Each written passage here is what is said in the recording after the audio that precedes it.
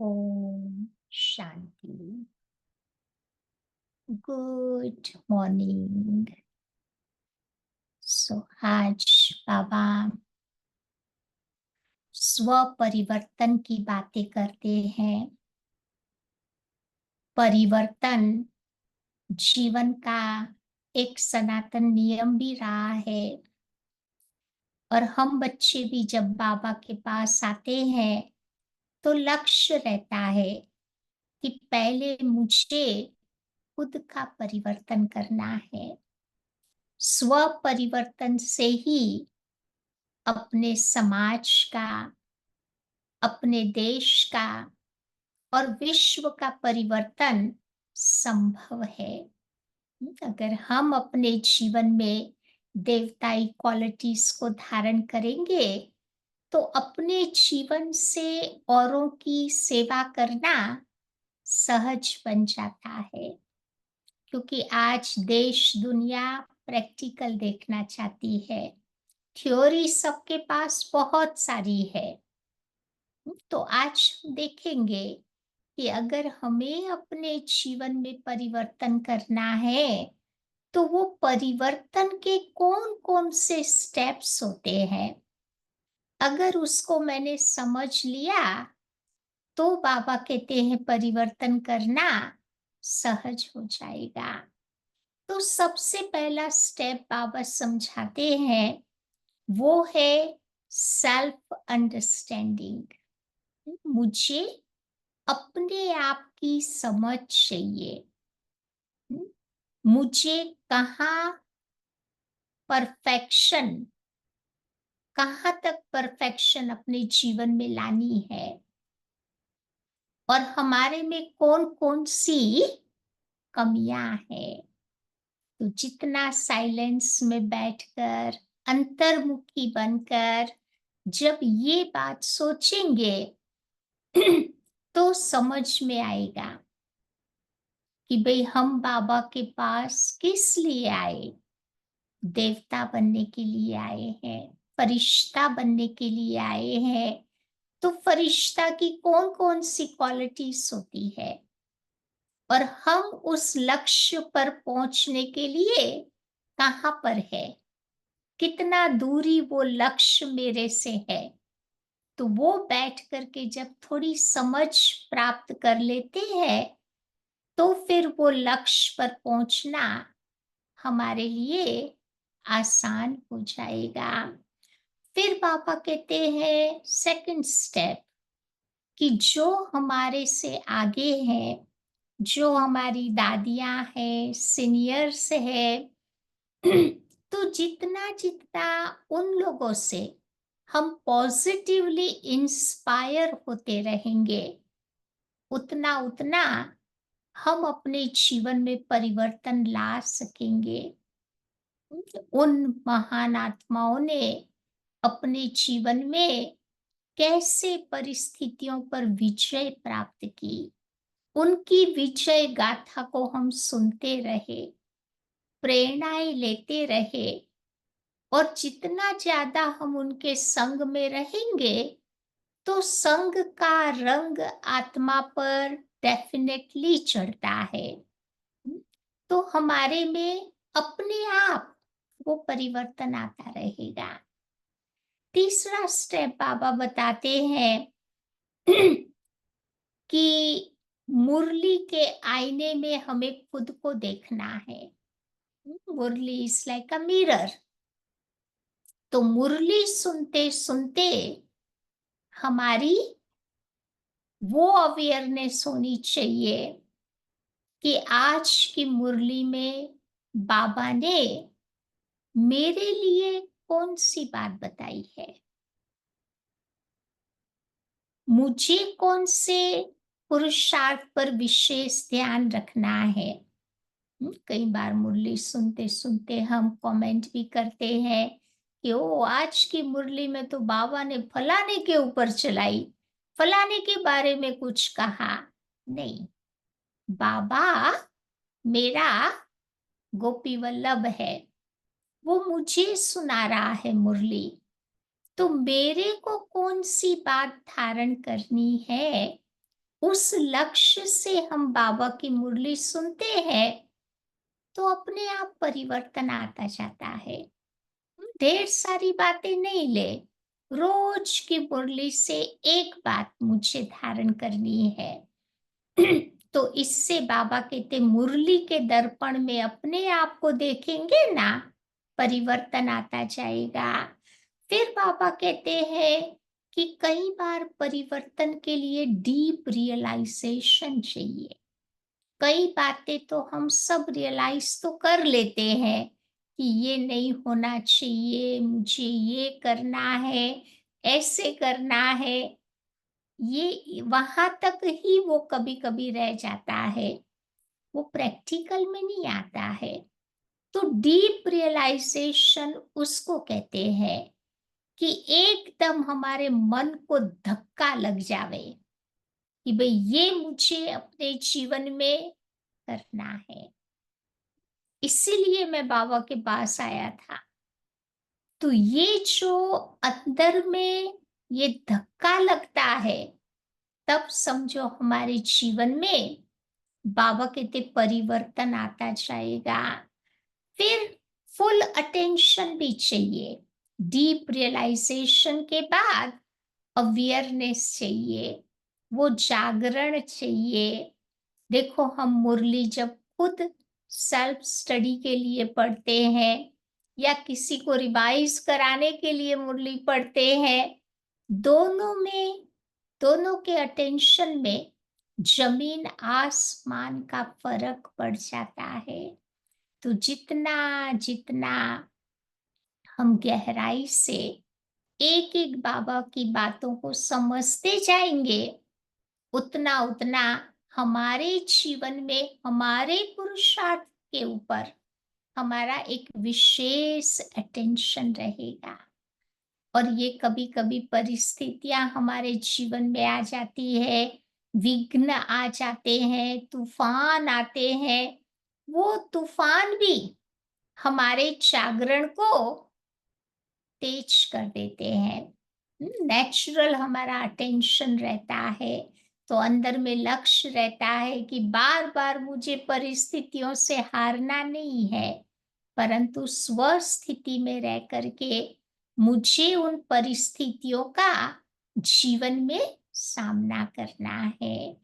फिर देखो थोड़ा विजुअलाइजेशन भी हमारे जीवन में चाहिए कि अनुभव करें कि जिस लक्ष्य से हम बाबा के पास आए थे, वो लक्ष्य को हमने कहाँ तक प्राप्त किया है। तो उस लक्ष्य की बार बार स्मृति, उसको विजुलाइज करें हम। जैसे फरिश्ता बनना है, तो फरिश्ते कैसे रहते हैं, फरिश्ते कैसे बोलते हैं, कैसे अपना कार्य करते हैं, कैसा उनका आचरण, कैसा उनका व्यवहार होता है। तो बार बार जिसके बारे में हम सोचते हैं ना, वैसा हम बन जाते हैं। जो संकल्प हमारे मन में आया, वो हमारे जीवन में आता जाएगा। तो ये भी परिवर्तन करने का एक बहुत अच्छा साधन है, विजुअलाइजेशन। कल्पना करें। फिर बाबा कहते प्लानिंग भी चाहिए, या छोटी छोटी प्लानिंग करे, बहुत लंबी लंबी प्लानिंग नहीं करे। जैसे कि एक हफ्ते की प्लानिंग करे, या एक महीने की प्लानिंग करे, या एक दिन की प्लानिंग करे। तो छोटे छोटे लक्ष्य जब हम अपने जीवन में बनाते हैं, तो छोटी छोटी विजय को हम हासिल कर सकते हैं। तो फिर कभी दिल शिकस्त नहीं होंगे। कभी बहुत बड़ा लक्ष्य बना दिया लंबे टाइम का, फिर हमारे से नहीं होता है, तो हम दिल शिकस्त होकर के सब कुछ छोड़ छाड़ के बैठ जाते हैं। लेकिन नहीं, छोटा छोटा लक्ष्य बनाए, तो फिर विजय प्राप्त करना हमारे लिए इजी हो जाएगा। तो ऐसी हमें प्लानिंग करनी है बैठ करके। फिर बाबा कहते पुरानी बातें हैं, पुरानी स्मृतियां हैं, पुरानी जो भी चीजें हैं, उसको मुझे भूलते जाना है। क्योंकि अगर पुरानी चीजों को अंदर रख कर के चलेंगे तो हम परिवर्तन नहीं कर पाएंगे, हम आगे भी नहीं बढ़ पाएंगे। इसलिए बाबा कहते पास्ट इज पास्ट। क्योंकि पास्ट जो हो गया है वो तो बदलने वाला नहीं है, लेकिन कभी कभी पास्ट को याद कर करके हम अपने प्रेजेंट और फ्यूचर को स्पॉइल कर देते हैं। तो इसीलिए पास्ट की बातों से मुझे, पास्ट के अनुभवों से मुझे लेसन सीख करके जीवन में आगे बढ़ते रहना है, तो परिवर्तन होगा। और एक लास्ट बात है दृढ़ता, डिटर्मिनेशन चाहिए। कहते हैं ना, determination is the key for success. अगर मुझे सफलता को प्राप्त करना है तो जीवन में दृढ़ता चाहिए। जितनी जितनी दृढ़ता होगी उतना हम उस लक्ष्य पर पहुंच पाएंगे और जीवन में बाबा कहते परिवर्तन आएगा।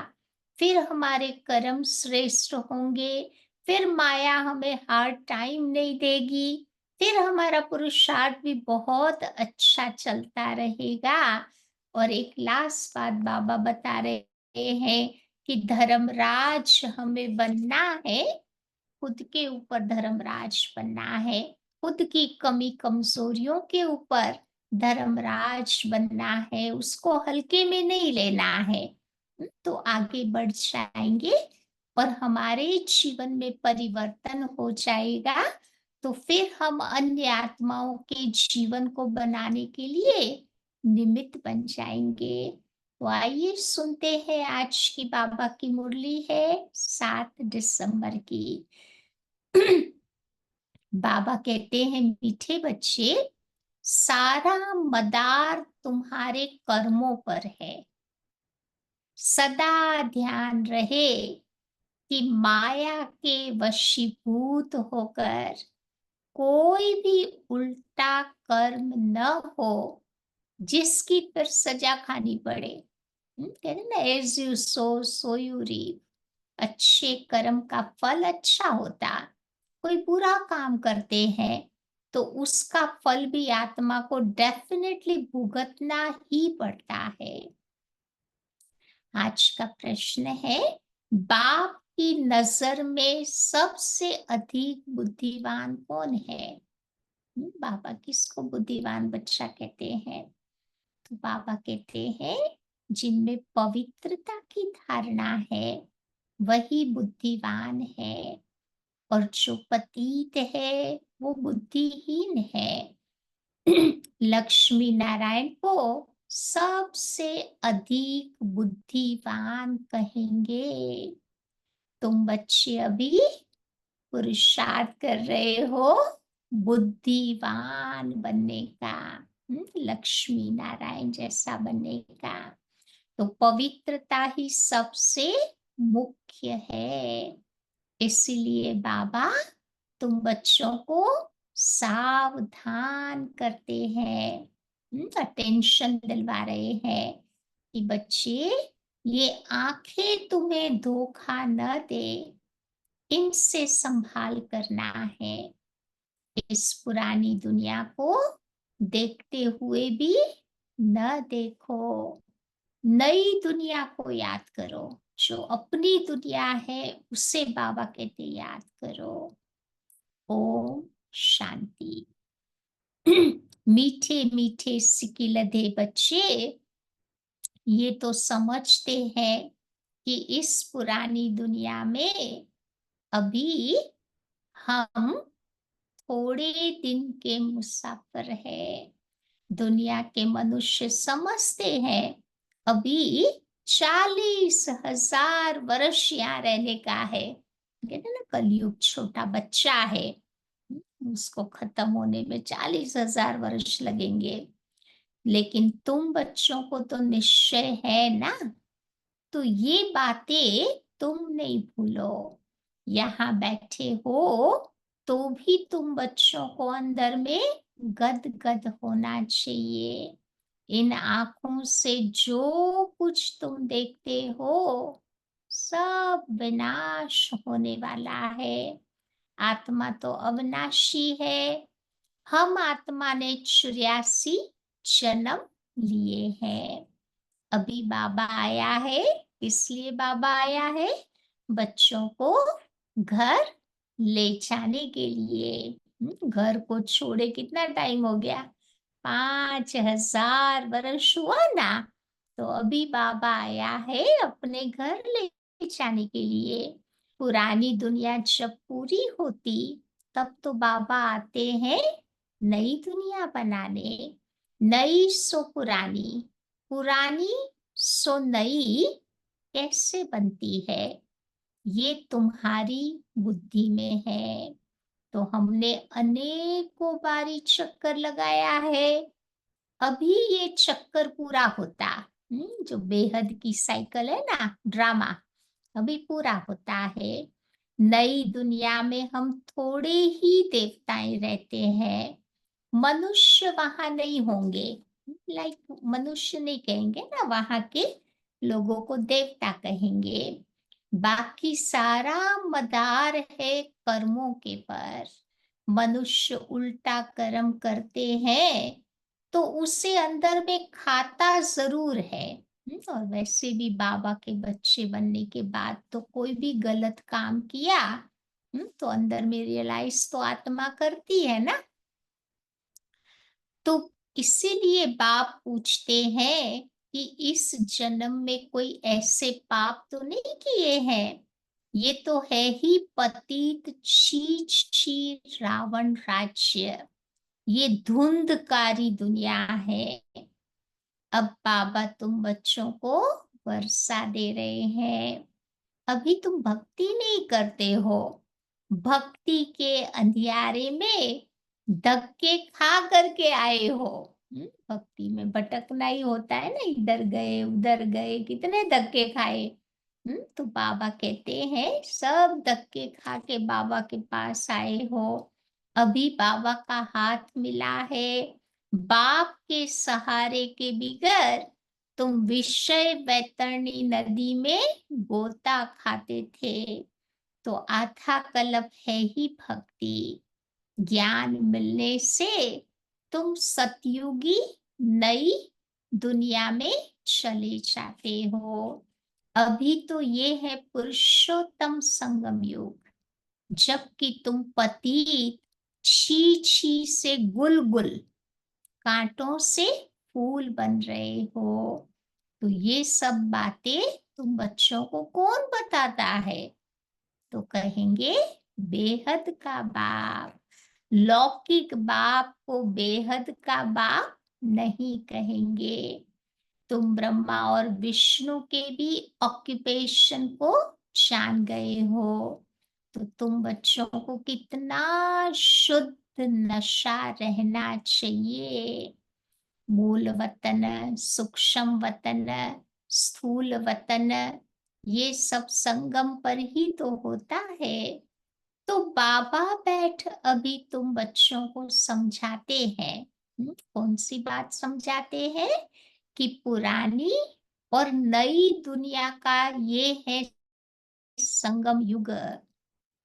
पुकारते भी है कि पतितों को पावन बनाने आओ।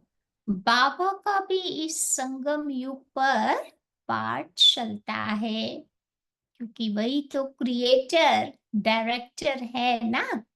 तो जरूर उनकी भी तो कोई एक्टिविटी होगी ना। बाबा भी तो डायरेक्टर है ना। तो लास्ट में बाबा आते हैं, कितना बड़ा काम करते हैं। सब आत्माओं को पावन बनाकर अपने साथ घर ले जाते। सब जानते हैं कि उनको आदमी नहीं कहा जाता। बाबा को आदमी नहीं कहेंगे, क्योंकि आदमी के लिए फिर शरीर चाहिए ना। बाबा को तो अपना शरीर है नहीं। बाकी सबको मनुष्य व देवता कहेंगे। शिव बाबा को न तो तुम देवता कह सकते, न मनुष्य।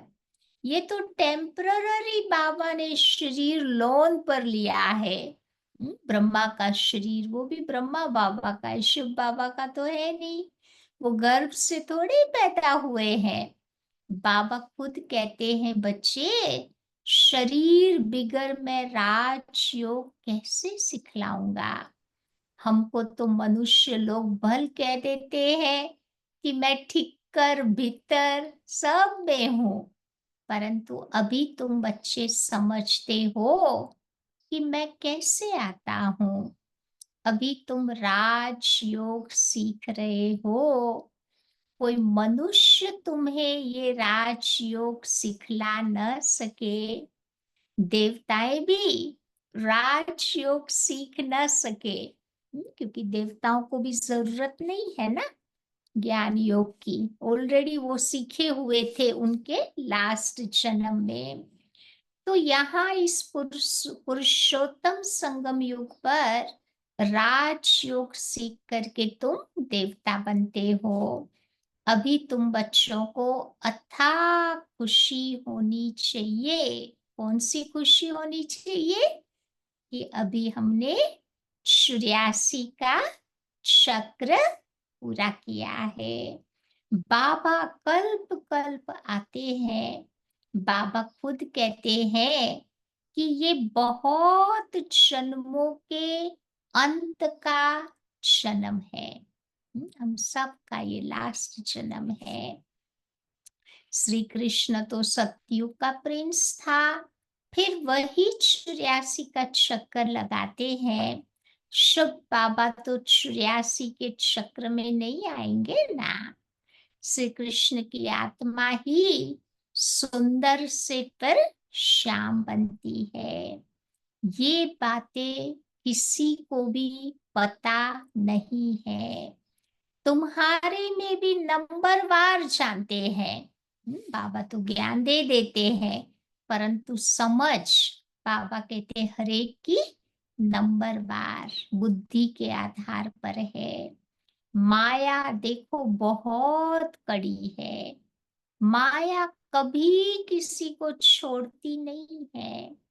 बाप को तो सब मालूम पड़ता है। ये माया घ्रा एकदम आकर के हप कर लेती है, खा जाती है। अच्छे अच्छे बच्चों को भी माया अपना बना लेती। तो ये बाबा अच्छी रीति जानते हैं। ऐसे नहीं समझो कि बाबा कोई अंतर्यामी है। नहीं, बाप सभी की एक्टिविटी को जानते हैं। कि समाचार तो आते हैं ना। बाबा सारा दिन बैठ के ये नहीं देखते कि मेरा कौन सा बच्चा क्या सोच रहा है। लेकिन बाबा हर एक की एक्टिविटी को तो जरूर जानते हैं। माया एकदम कच्चा ही पेट में डाल देती है। ऐसी बहुत बातें तुम बच्चों को मालूम नहीं पड़ती, लेकिन बाबा को तो सब मालूम पड़ता है। इसलिए मनुष्य समझ लेते, दुनिया वाले या भगत लोग क्या समझते कि परमात्मा अंतर्यामी है। लेकिन बाबा कहते, बच्चे मैं अंतर्यामी नहीं हूँ, परंतु हरेक की चलन से बाबा को मालूम तो पड़ता है ना। कोई की चलन गंदी होती, इसीलिए बाप घड़ी घड़ी बैठ बच्चों को खबरदार करते हैं। बाबा कहते हैं कि माया से तुम्हें संभालना है। फिर बाप बल समझाते हैं, तो भी कईयों की बुद्धि में बैठता ही नहीं, क्योंकि माया का वार होता है ना, तो उस समय बुद्धि नहीं काम करती। ये भी नहीं रियलाइज होता कि ये गलत कर रहे हैं। तो पापा फिर कितना भी समझावे बुद्धि में नहीं बैठता, क्योंकि विकारी भी बन जाते। इसीलिए बाबा कहते हैं, बच्चे कुछ भी भूल आदि होती है तो बाबा को साफ साफ बताओ, छिपाओ नहीं। नहीं तो फिर छिपाने से क्या होता है, और गलत काम होता जाता है ना। फिर 100 गुना पाप चढ़ जाएगा, फिर अंदर में खाता रहेगा, फिर वो पाप वृद्धि को पाता रहेगा। फिर एकदम गिर जाएँगे। स्थिति हमारी एकदम डाउन हो जाएगी। तो बाबा के साथ तुम्हें बिल्कुल सच्चा रहना चाहिए। कहते हैं ना, गॉड इज़ ट्रुथ। भगवान के घर में देर ज़रूर होती, अंधेर नहीं होती, पता तो चल ही जाता है। नहीं तो बाबा कहते बहुत, बहुत घाटा पड़ जाएगा। ये तो रावण की दुनिया है ना, रावण की दुनिया को हम क्यों याद करें?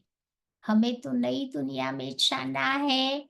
बाप नया मकान आदि बनाते हैं, तो बच्चे समझते हैं कि ये हमारे लिए नया मकान बन रहा है। खुशी होती है ना, लौकिक में भी बाप नया मकान बनाते, कितनी खुशी होती बच्चों को। तो बाबा भी हमारे लिए नई दुनिया बनवा रहे हैं।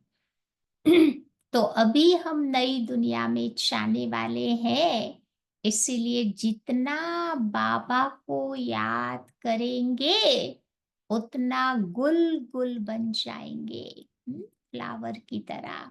बाबा कहते बन जाएंगे, पवित्र बन जाएंगे।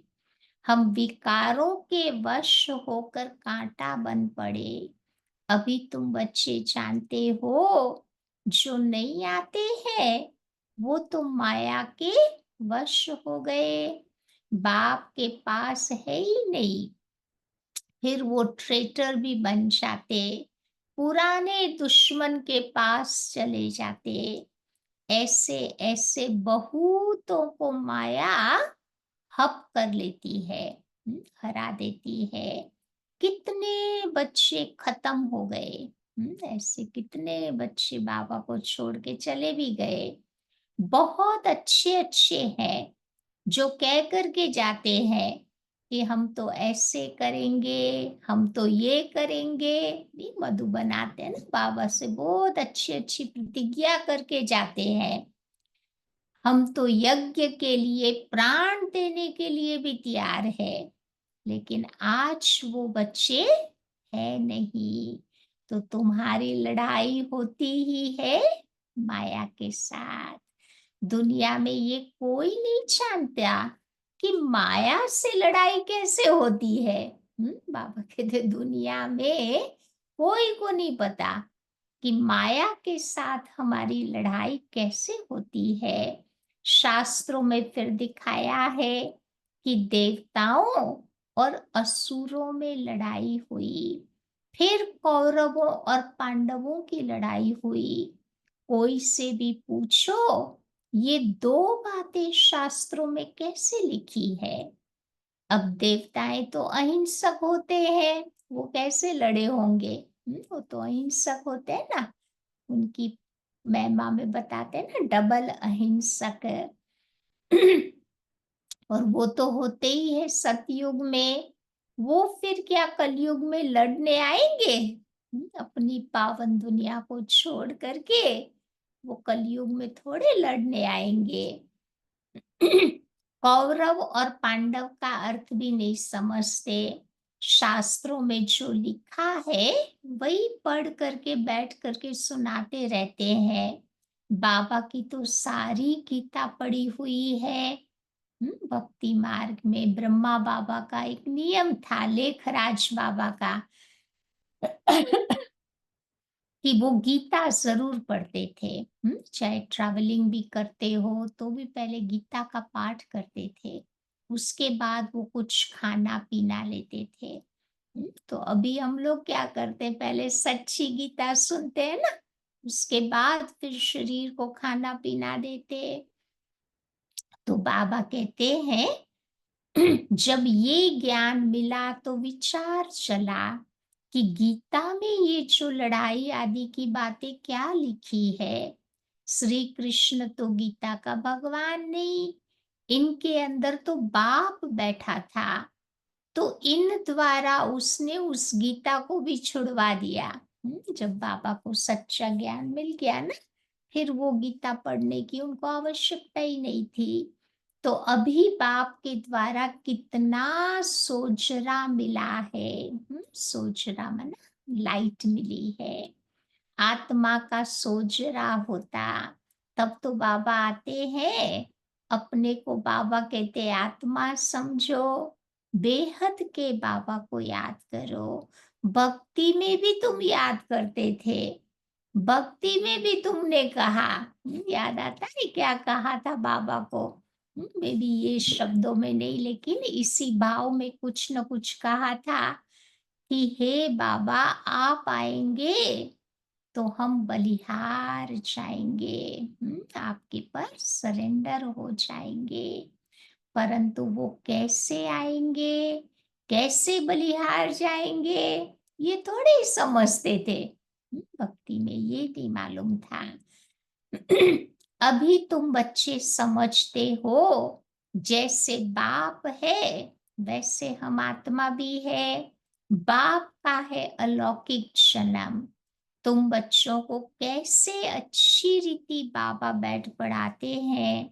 तुम खुद भी तो कहते हो ना कि ये तो वही हमारा बाप है, जो कल्प कल्प हमारा बाप बनते हैं। हम सभी बाबा बाबा कहते भी हैं, बाबा भी बच्चे बच्चे कहते हैं। वही टीचर के रूप में तुम्हें राजयोग सिखलाते, विश्व का मालिक बनाते हैं। तो ऐसे बाप का बनकर फिर उसी टीचर से शिक्षा लेनी चाहिए ना। सुन सुनकर बच्चों को गदगद हो जाना चाहिए। अगर बाबा कहते हैं पतित बने तो फिर वो खुशी आएगी ही नहीं।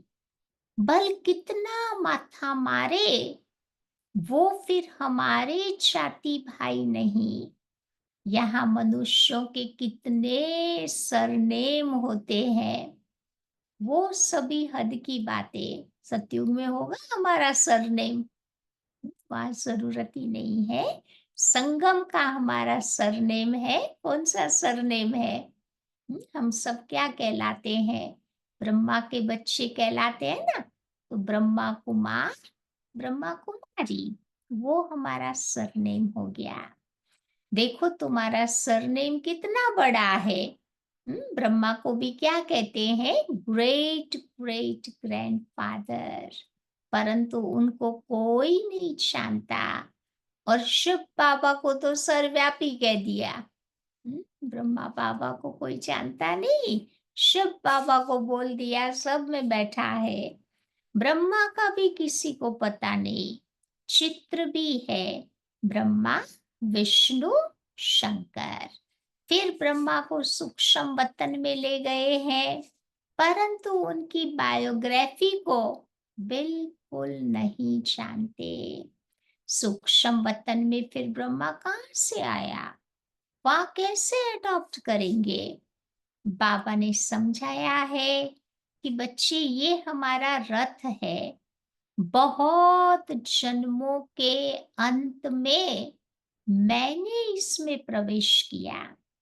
ये पुरुषोत्तम संगम युग गीता का एपिसोड है, जिसमें पवित्रता है मुख्य। तो पतित से पावन कैसे बनना है, ये किसी को भी पता नहीं है। साधु संत आदि कभी भी ऐसे नहीं कहेंगे। कौन सी बात साधु संत नहीं कहेंगे? कि देह सहित देह के सभी संबंधों को भूल मुझ बाप को याद करो, तो माया के पाप कर्म भस्म हो जाएंगे। ये बात बाबा कहते साधु संत कभी भी नहीं कह सकते। वो तो बाप को जानते ही नहीं, खुद ही कह देते ना शिवो अहम। बाबा को तो वो जानते ही नहीं है। गीता में बाप ने कहा इन साधुओं आदि का भी उद्धार करने मुझे आना पड़ता। बाबा समझाते हैं शुरू से लेकर अब तक जो भी आत्माएं पाठ बचा रही है, सबका ये अंतिम जन्म है। इसका भी ये अंतिम जन्म, ब्रह्मा का भी अंतिम जन्म, यही फिर ब्रह्मा बना है। छोटेपन में वो गावड़े का छोरा था, 84 जन्म इसने पूरे किए, फर्स्ट से लास्ट तक। अभी तुम बच्चों की बुद्धि का ताला खुला हुआ है, अभी तुम बच्चे बुद्धिवान बनते हो, पर आगे बुद्धिहीन थे। बुद्धि नहीं थी। बाबा ने आकर के पहला पहला वर्षा हमें दिया दिव्य बुद्धि का। ये लक्ष्मी नारायण देखो कितने बुद्धिवान है। बुद्धिहीन पतित को कहा जाता। तो मुख्य बात है पवित्रता। आंखें देखो क्रिमिनल बन जाती। बाबा तो घड़ी घड़ी बच्चों को सावधान करते रहते हैं कि बच्चे कभी भी माया से तुम हार नहीं खाना। अब वापस घर जाना है, तो अपने को आत्मा समझ बाबा को याद करो। ये पुरानी दुनिया अब खत्म हुई की हुई। हम पावन बनते हैं तो हमें पावन दुनिया चाहिए। तुम बच्चों को ही पतित से पावन बनना है। अब बाबा तो योग नहीं लगाएंगे ना। बाबा ने कहा कोई भी कर्म ही नहीं किया तो बाबा को योग लगाने की कोई जरूरत नहीं होती। बाबा पति थोड़ी बनता जो फिर योग लगाना पड़े। बाबा तो कहते हैं बच्चे मैं तुम्हारी सेवा में उपस्थित होता हूँ। तुमने ही तो मांगनी की ना। कौन सी मांगनी की हमने कि हे बाबा आकर हम पतितों को आकर पावन बनाओ। तो तुम्हारे कहने से मैं आया हूँ। ऐसे बाबा नहीं आया है, हमारे निमंत्रण पर बाबा आया है। फिर आकर के तुम्हें बहुत सहज रास्ता बताता हूँ। कौन सा सहज रास्ता है? मन मना भव। भगवान वाच्य है ना। सिर्फ श्री कृष्ण का नाम देने से बाप को सब भूल गए हैं। बाबा है फर्स्ट, श्री कृष्ण है सेकंड। वो परम धाम का मालिक है, तो कृष्ण है वैकुंठ का मालिक, स्वर्ग का मालिक। अब सूक्ष्म वतन में तो कुछ होता ही नहीं। सभी में नंबर 1 है श्री कृष्ण, जिसको सब प्यार करते हैं। बाकी तो सब पीछे पीछे आते हैं। स्वर्ग में तो सब जा भी न सके। तो तुम मीठे मीठे बच्चों को हड्डी खुशी होनी चाहिए। हड्डी खुशी मन जिगरी खुशी। कई बच्चे बाबा के पास आते हैं तो बाबा उनको कहते हैं कि बच्चे पवित्रता से ही आत्मा की सद्गति होगी। माया कितनी प्रबल है। निश्चय भी होता है कि बाबा हमको पतित से पावन गुल गुल बनाते हैं, परंतु क्या करें, फिर भी सच बोलने से तो कभी सुधर जाऊंगा। हमको ये निश्चय है कि आपसे ही हमें सुधरना है। कहीं आते हैं ना बच्चे, उनमें उतनी ताकत नहीं होती है ज्ञान योग को जीवन में धारण करने की, लेकिन अंदर में निश्चय होता है कि कैसे भी करके मुझे अपने जीवन को अच्छा बनाना है, परिवर्तन लाना है।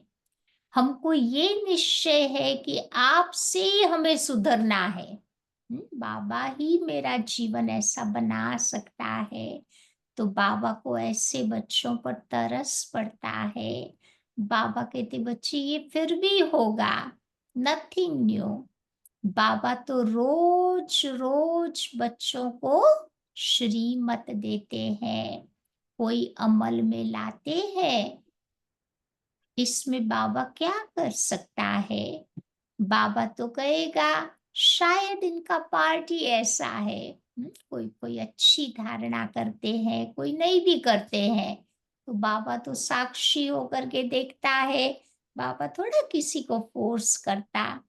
फिर बाबा समझ लेते हैं कि उस आत्मा का यही पार्ट है ड्रामा में। सब तो राजे रानियां नहीं बनते, राजधानी स्थापन हो रही है और राजधानी में तो सब चाहिए। फिर भी बाबा कहते हैं, फिर भी देखो बाबा इनकरेज करते ही रहते हैं ना कि बच्चे हिम्मत नहीं छोड़ो, तुम आगे जा सकते हो। हिम्मत बाबा बनाए रखता है हमारी। अच्छा, मीठे मीठे सिक्की लधे बच्चों प्रति माता पिता बाप दादा का याद प्यार और गुड मॉर्निंग। रूहानी बाप की रूहानी बच्चों को नमस्ते और रूहानी बच्चों की रूहानी बाप को नमस्ते। धारणा पॉइंट, पहली बात बाबा कहते, बाप के साथ सदा सच्चा रहना है। अभी कोई भी भूल हो जाए तो बाबा से छिपाना नहीं है। आंखें कभी भी क्रिमिनल न हो, इसकी संभाल करनी है। दूसरी बात है, सदा शुद्ध नशा रहे। कौन सा नशा रहेगा? कि बेहद का बाप हमें इस पतित छी दुनिया से गुल गुल कांटों से फूल बना रहे हैं। अभी हमें बाप का हाथ मिला है, जिसके सहारे हम इस विषय बैतरणी नदी पार हो जाएंगे। आज का वरदान है, पावरफुल ब्रेक द्वारा सेकंड में नेगेटिव को पॉजिटिव में परिवर्तन करने वाले स्व परिवर्तक भव। पावरफुल ब्रेक द्वारा सेकंड में नेगेटिव को पॉजिटिव में परिवर्तन करने वाले स्व परिवर्तक भव। जब नेगेटिव अथवा व्यर्थ संकल्प चलते हैं तो उसकी गति बहुत फास्ट होती। जो नेगेटिव होता है ना, उसकी गति बहुत फास्ट होती। और जब अंदर में अच्छे संकल्प चलते हैं ना, पॉजिटिव, तो आप नोटिस करना उसकी गति बहुत बहुत स्लो होती। जब योग में बैठते हैं ना, तो आपने नोटिस किया होगा। तो फास्ट गति के समय पावरफुल ब्रेक लगाकर परिवर्तन करने का अभ्यास चाहिए। जब फास्ट गति हो तो बुद्धि रूपी ब्रेक लगानी है। बुद्धि से ब्रेक लगाएंगे ना, तो बाबा कहते हैं वो ब्रेक लगाकर परिवर्तन करने का अभ्यास चाहिए। वैसे भी जब पहाड़ी पर चढ़ते हैं तो पहले ब्रेक को चेक करते हैं। तो आप भी अपनी ऊंची स्थिति बनाने के लिए संकल्पों को सेकंड में ब्रेक देने का अभ्यास बढ़ाओ।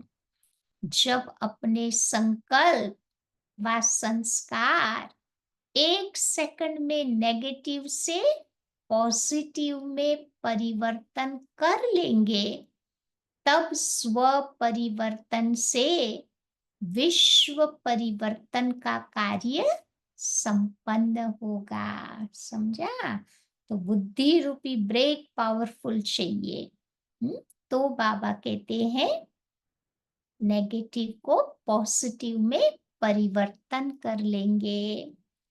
स्लोगन, स्वयं के प्रति, सर्व आत्माओं के प्रति श्रेष्ठ परिवर्तन की शक्ति को कार्य में लगाने वाले सच्चे कर्म योगी है।